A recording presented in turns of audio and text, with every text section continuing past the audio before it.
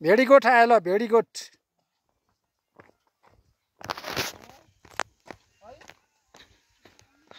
भेडीगोठ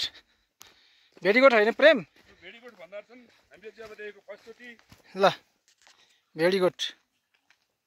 भेडीहरू यसरी बाहिरै बाँध्दा छन् बाँध्दैनन् पुरै खुल्लामा है पुरै खुला छोड्ने हो यिनलाई अनि के हुन्छ बात छतको लागि रेखदेख भेडीगोठमा भेडाको सङ्ख्या 1000 देखि माथि 1500 2000 2500 3000 हुन्छ यही वरिपरि यिनलाई बस्ने चाहिँ रेखदेख गर्ने के हुन्छ त यिनीहरू रेखदेख भोटे कुकुर हुन्छन् चारतिर चारवटादेखि मिनिमम 4वटा हुन्छ भोटे कुकुरहरू अब यहाँ अब यिनीहरूको गाड बस्ने स्यालहरू आउँदैनन् आउने भनेको चितुवाहरू हुन् यो हिमालतिर बस्ने चितुवाहरू हुन् आउने भनेको भोटे कुकुरले चितुवालाई लखड्छ 4-5वटा हुन्छन् भोटे कुकुर केहीदेखि डराउँदैन भोटे कुकुर यस्तै बाहिर बान्ने हो भेडीलाई बाहिर छोड्ने हो बाहिरै हो बाहिरै ए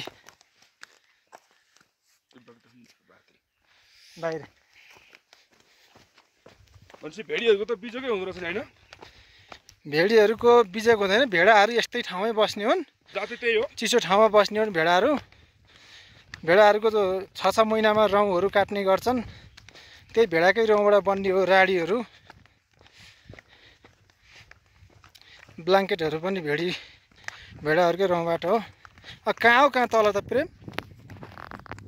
धेरै तल त छ त माथि पनि अब धेरै माथि छ कहाँ हो कहाँ यो देखिएको माथि त्योभन्दा पनि डबल उता त्यो सिरानको डाँडाबाट नि फेरि माथि 1.5 घन्टा हिँड्यो धेरै माथि छ भने अब तल पनि कहाँ स्वर्गैमै आइएछ नि आउन पनि ल त्यहाँ पुग्दाखेरि पनि त्यहाँ तल कति छ फेरि